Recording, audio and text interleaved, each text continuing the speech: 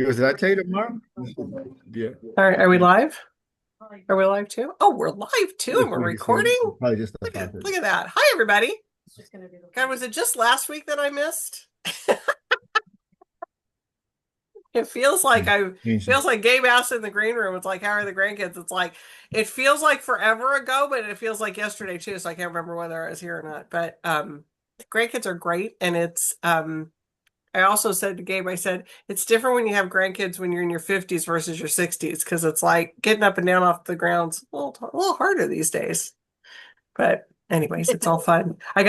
Well, I shouldn't say that. I did get some reading in because I finished The Elements by John Boyne. Did I talk about that on here? Okay, I did already. Maybe I finished that. See, I'm sleep deprived. But I'm reading right now and I'm almost finished with Buckeye. Oh, what do you Um, think? I liked it. Well, here's what I have to say. I still have like 40, maybe 50 pages left. It got a little slow, I have to say. It got a little slow in the middle. Did you read it, Gabe? I was, I saw it and then it was like I didn't know about the jacket. I was Right. like, Buckeye, Ohio State. I don't know, maybe not. And then I Okay. left it. No.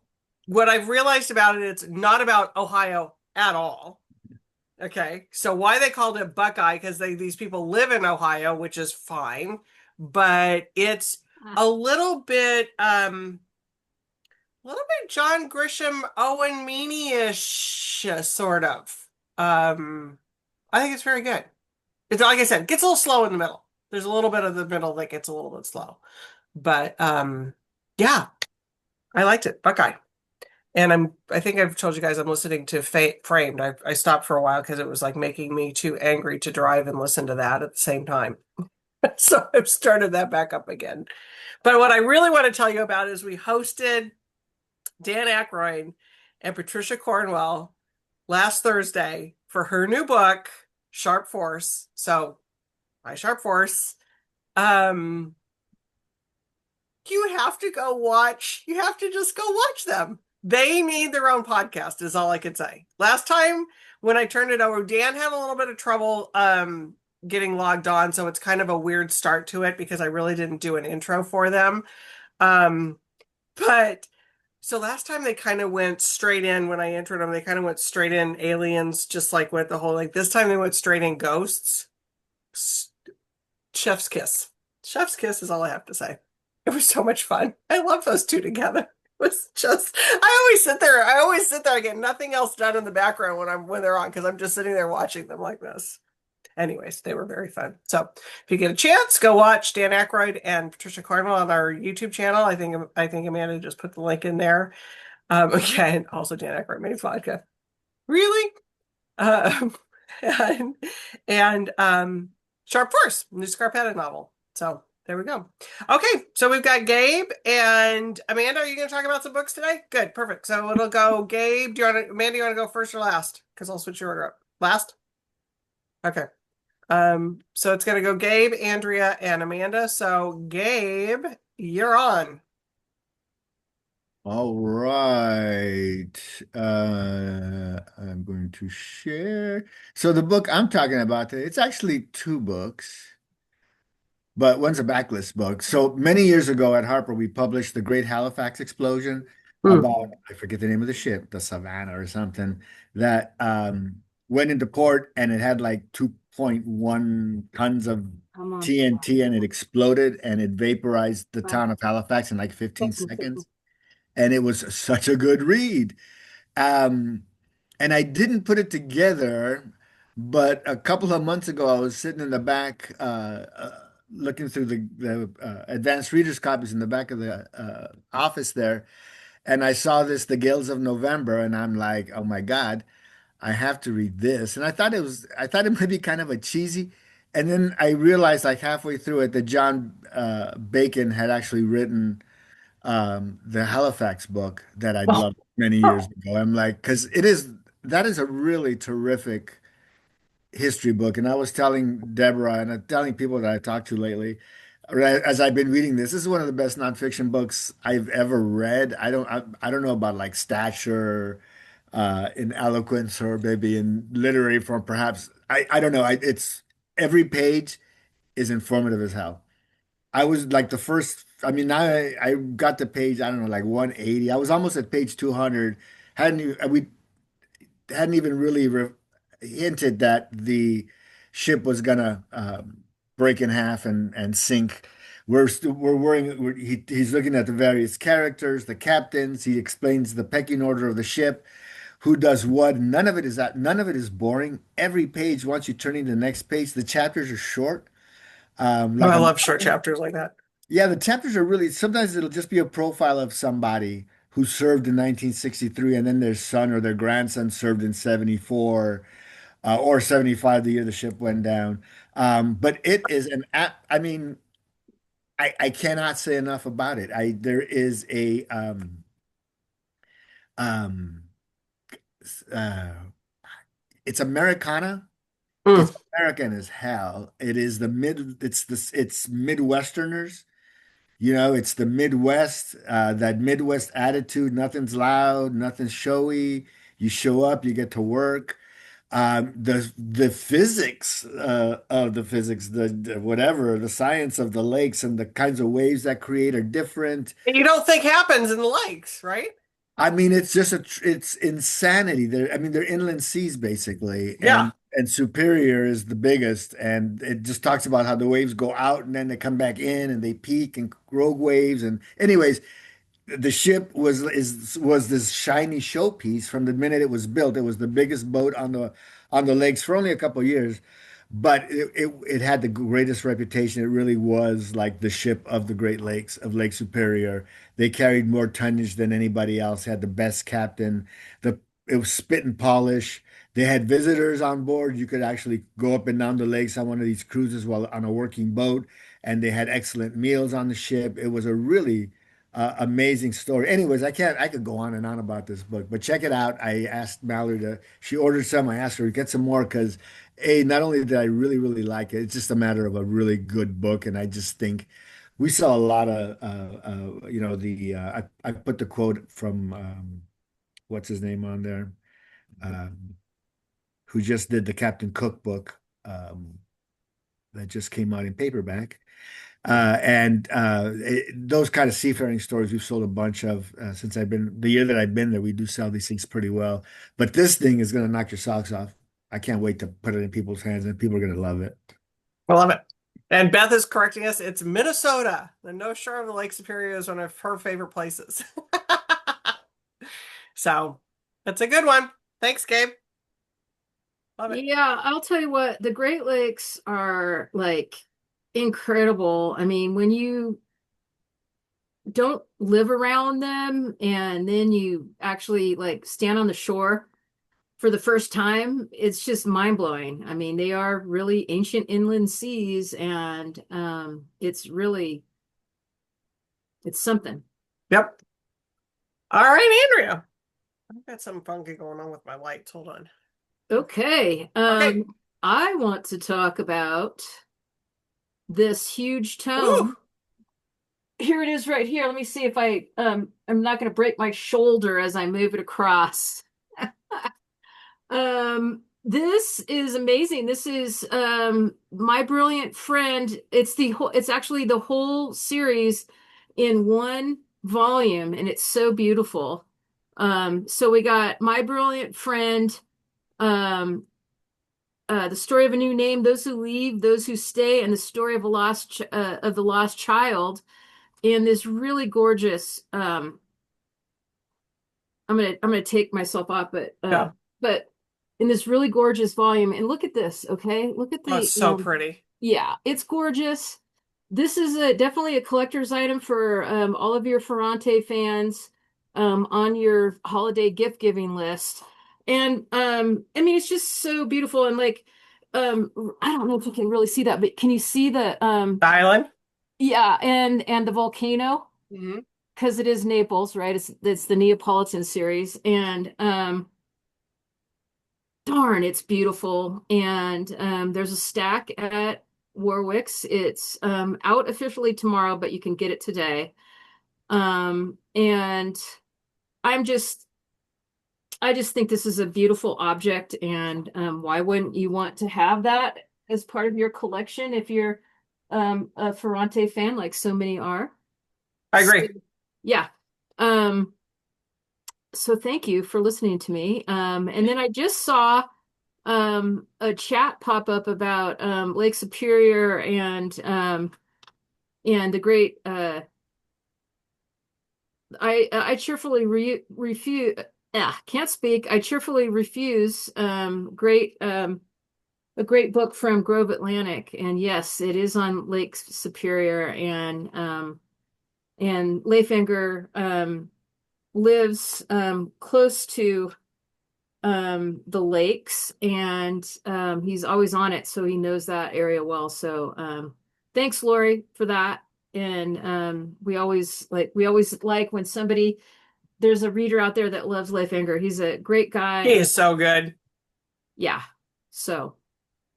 He's so good. Leif is really, I mean, if you haven't read I Cheerfully Refuse, it's amazing. You have to read that one. Yeah, a perfect book for our troubled times. Oh, you think? Just a little bit. Just a little bit. It's a good one. And the Ferrante is, yes, gift. It's a gift giving book, no question. And a gift to yourself if you love it. Okay, Amanda, what do you have for us?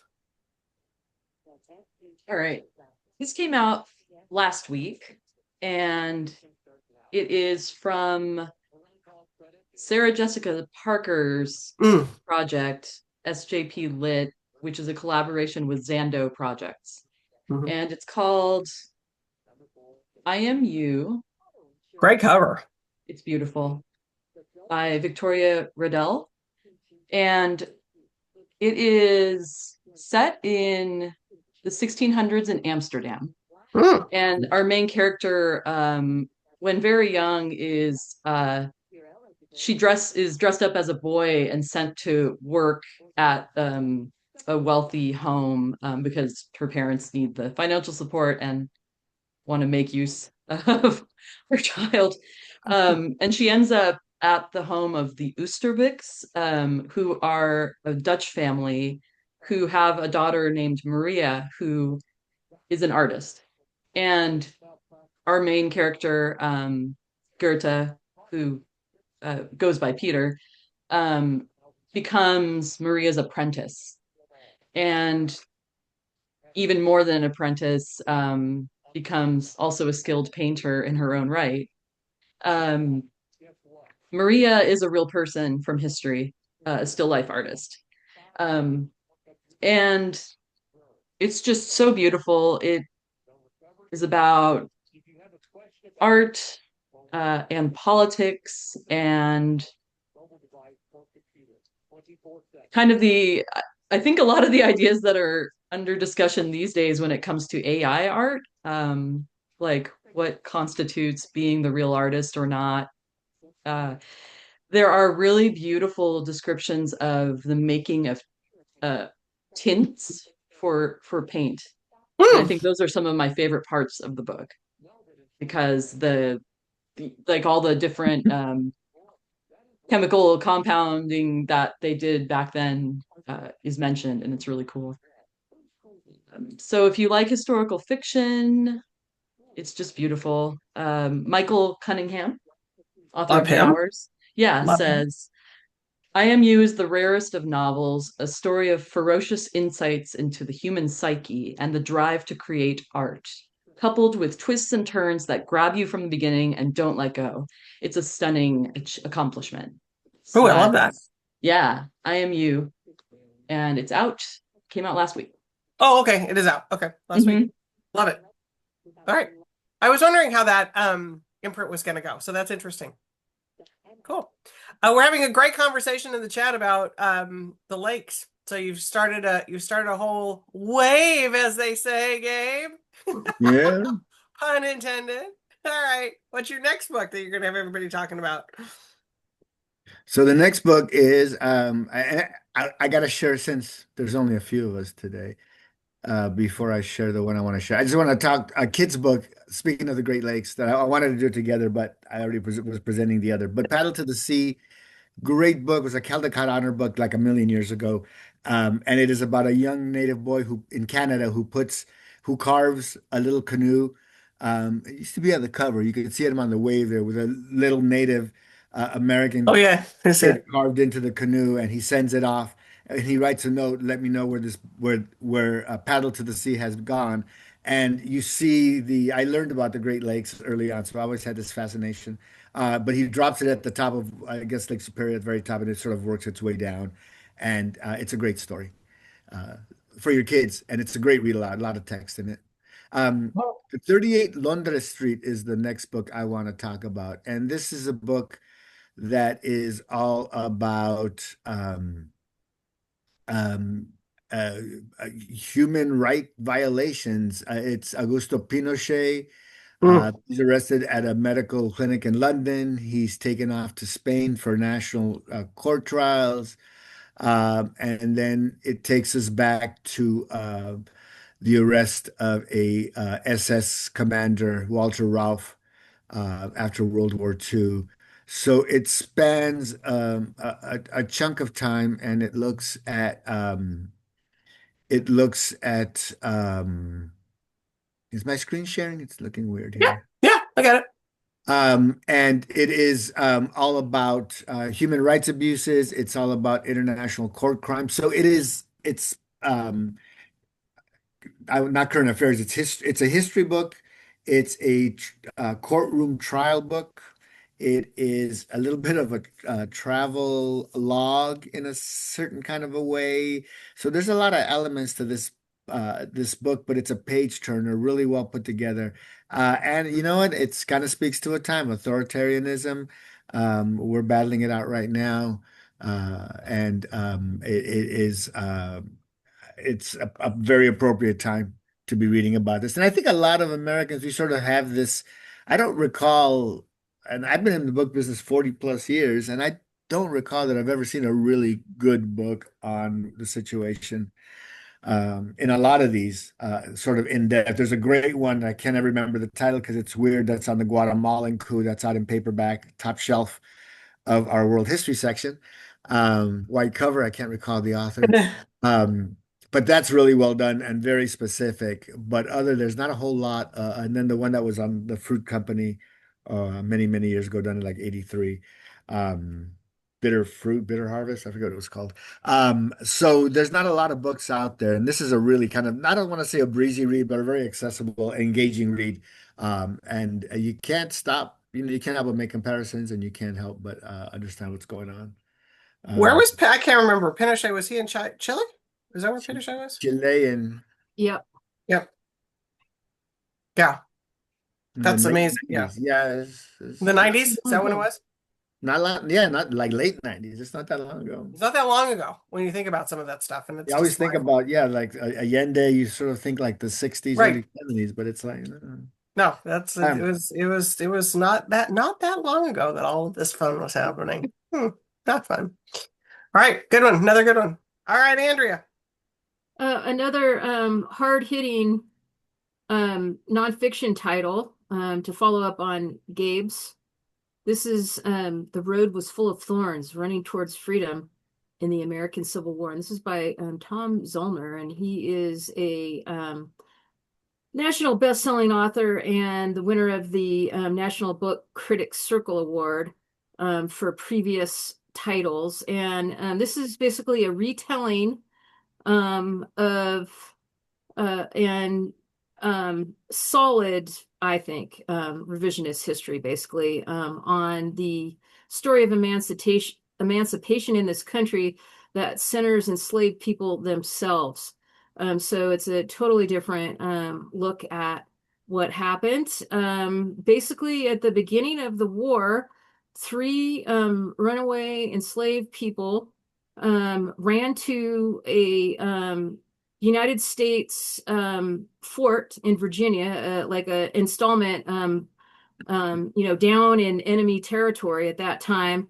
And the commander, in like sort of a split second moment, decided to um, uh, arrest the enslaved men as a way to save them and keep them safe as like prisoners of and it's not really, that's not, they weren't prisoners of war, but they were I can't think of the term right now, but they were basically taken to protect themselves. But that basically set off a whole slew of people that had a chance to escape in the melee of the war to run to any blue enclaves. Like so whenever there was Union soldiers around, they enslaved people would run to be protected. So it became like basically Union policy to do so.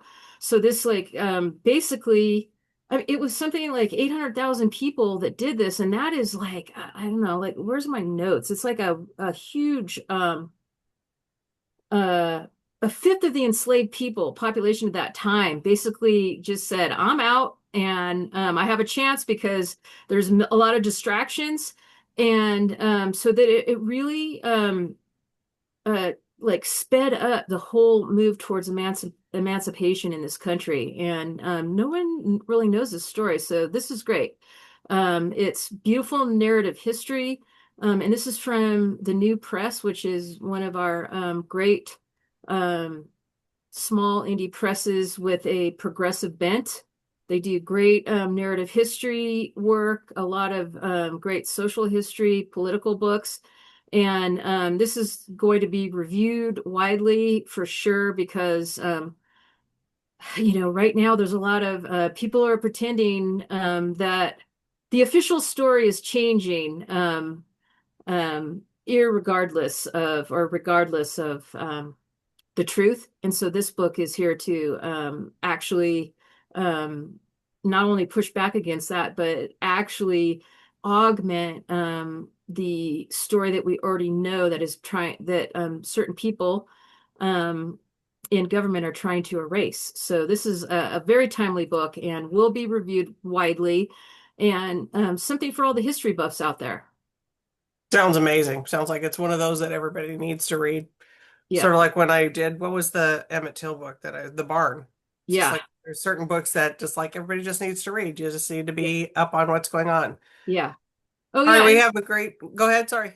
well, I just see here in my notes that the enslaved people were confiscated as contraband of war, and that was the only way that this commander could legally, under the terms of war at that time, protect these people. But it just like everything changed because he did that. Wow, incredible. We're having a great chat on the, or a great book recs going on in the chat. Everybody's reading some really good stuff. And I'm glad that you liked, I think it was Lori, The Elements and the True Story on those recs. But lots of good. Yeah, there you go. There you go, Gabe. Lots of good stuff going on. Magician of Tiger Castle, Fonseca. I think that was a Tom book, I think. Service. So anyways, lots of Death at the White Hart. Yeah, I think that was a Tom one too. Okay, Amanda, what you got? Well, Andrea gave us one doorstop, so one good doorstop is good for another. Deserves Um, another. Yep. Here's Joe Hill's King Oh. Sorrow. It is, let's see, almost 900 pages. I didn't know it was it's out big. yeah, it's a chunk, and it's pretty great. So if you don't know, Joe Hill is Stephen King's kid, He's not so much a and kid anymore. He's what? well, I think Joe Hill must be. Is he in his mid 50s? Got to be in his 50s. He's got like 5 books under his belt already, something like that. I'm gonna look up and see how old Joe Hill is. this is the first one I've read of his, and I am thoroughly enjoying it. I'm not quite done yet, but we are hosting him very soon in Yep. October. And so the story is it's set in Maine in the late 80s. And there's this group of kids. Main character, his name is Arthur, and he works at the college library. They all go to the same school. And he sort of gets himself into a jam. His mother was wrongly imprisoned or imprisoned for just bad circumstances, unlucky. And she's in trouble in the jail, and he sort of gets blackmailed by the people who are threatening her into stealing books from the college library so that they can sell them, like rare books. And long story short, they come upon this very rare book that allows them to summon a dragon, and that's King Sorrow. And King Sorrow demands sacrifice. So they don't really know. They were kind of wasted when they did this. They thought it was kind of a joke, and now they're beholden to this crazy dragon character. Ruth Ware, author of The Woman in Suite 11, a brilliantly Faustian fable with a heart as huge as a dragon's and a stinging twist in its tail. I devoured it. And Linwood Barclay says, epic. This is Hill's best and most ambitious work to date. Those Game of Thrones dragons are mere geckos next to Hill's monster. Ooh, So, yeah. That's a great that's- quote. that's Yeah. a really good quote. Mere geckos. So that's King Sorrow. It is out soon. It's not quite out, but Yeah, I very think shortly. I think maybe next week. It is out on the 21st, and we are Okay. hosting him Like on the on the 23rd. 21st. We're Oh, doing the launch are we event. hosting lunch? Oh, Yeah, launch that's a event. big deal. So if you're local and you like this sort of thing, come on down to USD. It's going to be a good one. It'll be really good. I think he's giving some bourbon glasses away. Some what? Bourbon glasses? Really? I think so. Oh. I think so. I think it's a shh. You didn't hear me talk about it. I don't know. He still looks like a kid to me, Gabe. 53, baby. Hey, looks like a kid to me too. 53 is a freaking kid to me. And he I looks know, so me much too. like his dad. It's wild. If you So look at It's his as he author gets photo. older so much. I was looking, in fact, it was one of those things where it's like, I thought, wait a minute, do we have the wrong photo up? Because it was like, I thought the same thing. I was like, oh my God, is that Joe Hill? No, Also, we have a, it's one of the best author photos I've ever seen. If you look at the event page, I'm going to put in the chat here. It's pretty great. no, I love it. Yeah, we have a crazy October. It started off with Mona Awad, and it's just like going bonkers from there. So we've had a really blessed with a lot of great events. So doing some good stuff. All right, Gabe, what else do you got? Lightning round you real quick with, I think both releasing tomorrow. Actually, all my books are releasing tomorrow if anybody cares. Okay, we do. There's a new Calvin and Hobbes coming. Oh. It's a 2-book box set, really cute. It's only like $27. I think it's a good deal. It covers the years from like March 1991 to March 1993.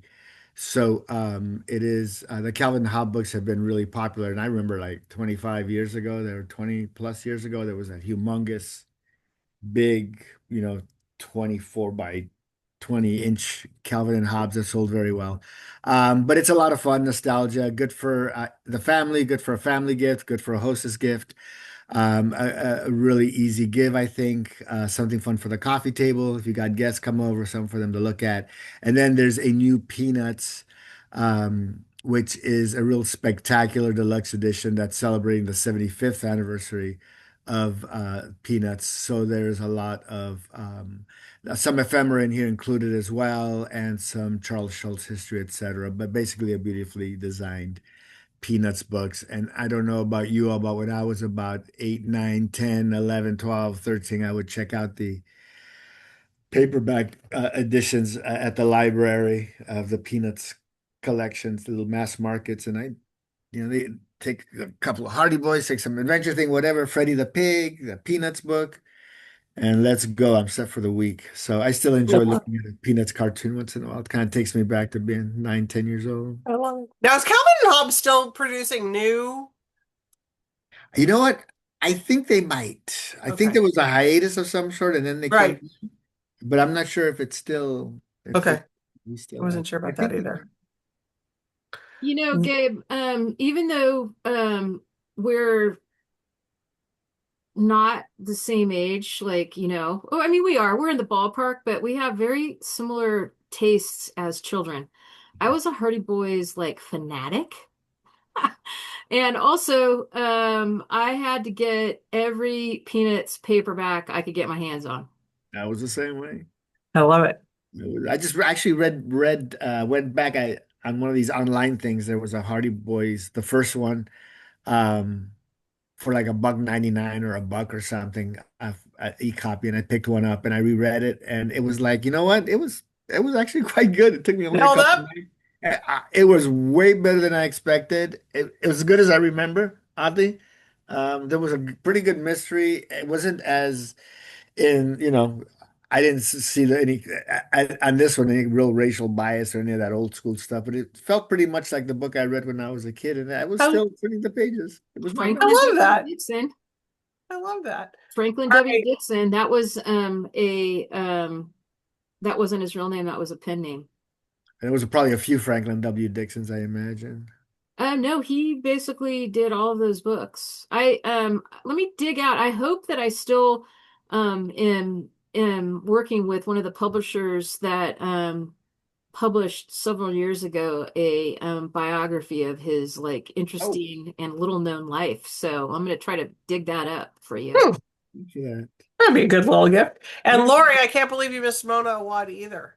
She was awesome. She comes to San Diego quite a bit, though. She does a lot of writing here, so we get the pleasure of seeing her quite a bit. And yes, the 80-degree weather in Chicago was something, that's for sure.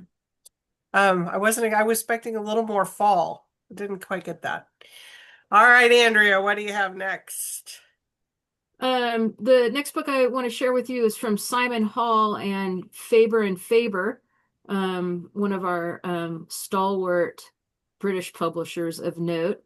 Russia, China, Cuba, and the epic journeys that changed the world. So, this is a great book, basically, how the history of discussing how the history of the 20th century was transformed in dramatic ways by the three revolutions mentioned here in the subtitle. And it's a very interesting book because it discusses, these revolutions as they took place, but through the lens of three American correspondents who journeyed to these places during the revolutions and reported back to the world. And those journalists' names were John Reed, Edgar Snow, and Herbert L. Matthews. And they were lauded at the time for their work, but then were later caught up in campaigns against radicals. So the first John Reed was caught up in the first Red Scare, and then Edgar Snow and Herbert L. Matthews were caught up in the second. They all had to leave America and died in exile in various countries. So it also tells their story, and which is pretty fascinating. I think it's a really interesting lens to look at these revolutions and how they played in the 20th century. So a very interesting book here from Faber and Faber for sure. Y'all are going deep on us on some history here and some. This week is not a lot of light reading, folks. Well, if we get to talk about another book, I have a kid's book. So okay, you've got some. I think Joe Hill might be the lightest of the reads so far, and that's saying something. We're serious people, Julie. I guess we got some serious stuff going on here. And the one I was talking about earlier, Buckeye, is not exactly a summer beach read, but it is the fall. We're supposed to be getting into the stuff that's a little more serious. So, all right, Amanda, what do you have? This is new in paperback, and I think it's good for spooky season.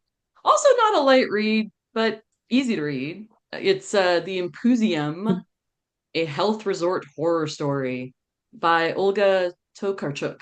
I think that's how you say her name. And she's the Nobel Prize winning author of Flights and Drive Your Plow Over the Bones of the Dead and the Books of Jacob, among others. And this is more historical fiction set in Poland in the early 1900s. And the main character has been sent to this guest house sort of place to recover from tuberculosis in this little town in Poland. And very strange things start happening. They are treated to this strange local hallucinogenic liquor every night, and they start hearing things and seeing things about creatures outside, and it's very, very strange and but also funny. Um, I'll again read a quote. This is from the San Francisco Chronicle. A mischievous fairy tale about transformation, emotion, and ambiguity. The suspense is kept at a low boil throughout, balancing moments of terror and revulsion until the horror and beauty can no longer be contained. The prose will knock the wind out of you. The Mpuzium asks, if bigotry and violence make up the bedrock of our cultural traditions, can we still teach ourselves new ways of seeing and thinking? Mm. It sounds pretty serious, but it's also a great cold weather, spooky, weird, very strange fairy tale sort of book. And I really liked it. I've never read her before. I was kind of scared to read her books. They look pretty imposing, especially Books of Jacob. I think it's probably just as big as the Joe Hill, I but think it is. not genre fiction. I love this. So it's out in paperback, The Impusium. Impusium. I like it. I think that Drive Your Plows Over the Bones, that was one of Nancy's favorite books. Yes. She really liked that book. So I've never read her either, and that's one that it's always on my list to read. All right, Andrew, you said you have a fourth book. Gabe, if anybody else has a fourth book, pop it up. But Andrew, you've got yours. Go ahead. Yeah, okay, hold on. Let me just share that screen. Okay.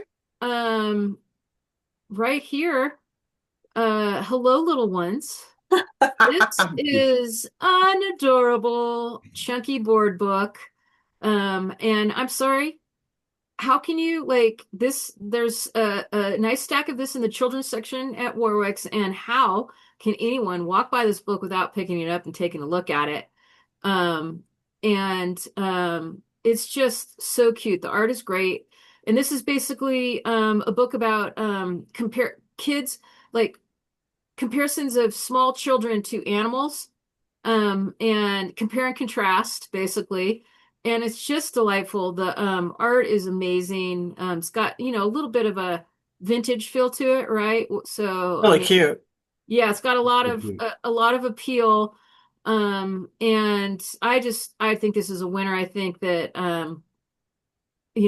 during the holidays, there's going to be a lot of people that want to put this in a child's stocking to read with it with your small special one. And come on, it's so great. Super The cute. design is incredible. I love the solid page and the white page with the color on with It's the a great color, design. Yeah, it's a everything great about it. design. It's a great Everything about it. design. It's got a lot of gift appeal, and I also think that for child collectors of children's books, adult collectors of children's books, if those collectors are into board books, this is one that they're going to pick up for sure. I love it. All right, we can get everybody back to watching whatever team you're into, if your team's still around in the World Series or whatever we've got going on right now in the playoffs. Padres are not, so I'll sit here for another hour or so. All right, what do we got going on this week? We got lots of virtual stuff. So we have Madeline Martin tomorrow with Rachel McMillan. We got Gina Barreca on Thursday. We got Julia Kelly on Saturday. So look for some virtual events this week. Always love virtuals. And then Kevin Smokler will be in the store, and Claire Leslie Hall, who wrote Broken Country, Broken Country. She'll be at Coronado on Wednesday. And then next week, I mean, I'm telling you guys, it's just going. Bruce Holsinger, Stephen Rowley, Jen Hatmaker, Wesley Knack, Jocko and Dave Burke. I mean, it just keeps going and going and going. And real quick, Jules, Madeline Miller. Yeah, Martin. Martin, don't sleep on her. I used to sell her, and this is an author who I literally went in with the first book in paperback original, and people were like, it was topical, so they picked up a couple. And when I went back, they sold like 4 or 5 and 6, and then they bought like 4 or 5 and 6, and they sold like 10s and 12. So she is something very organic about her, and her Yeah. audience has grown very organically, and it's just been very cool. It was cool. I think I sold 3 or 4 of her books, and each one performed really well. So there's something going on with her. No, I think there definitely is something going on, and she's lovely. We've hosted her a couple times, and she is just, it's a great virtual event with her and Rachel. So it's so funny though, but we booked these things like months and months ago. She booked it on her anniversary, which she didn't realize she was doing. and, Yeah, I and would do. Rachel wants to watch the Blue Jays. So it'll be a nice, concise conversation tomorrow. No, we'll not forget about, I just went through the last 2 weeks. I could go into the next few weeks, and we've got Lucas Gage, we got Joe Hill, we got Liz Gilbert, we got Mitch Albom, we got Tom Schlesser, we got Susan Orlean, Tom Schlesser with Mona's Eyes. We Yep. got a really good October. Yeah, no kidding. It's action packed. It is action packed. I will be exhausted. Like when November, I was gonna think like November. Oh, we'll just take a little bit of November off too. No, November is turning out to be a little bit crazy. Huh, Amanda? Is a little crazy for you? Huh, Amanda? Well, hopefully our booksellers will be okay too. I know, right? Yeah, exactly. When will you have time to read, Julie? I Exactly. know, exactly. Yeah. Yeah. Just like as I'm standing in the back. No, I wouldn't do that. to Burning the her. midnight oil. Exactly. All right, everybody. Great stuff. Like I said, some heavy stuff today, but some good stuff. So have a good week reading. It's definitely turning into the weather for staying inside and reading. So enjoy. Yeah, And things are getting heavy when the latest book is about a bloodthirsty dragon summoned from that's the what I said. I love it. All It's right, fine. everybody. Everything is fine. Everything's fine. The sky's burning. We're all fine. All right. Have a good week of reading, everybody. See you next time. Everybody. Bye.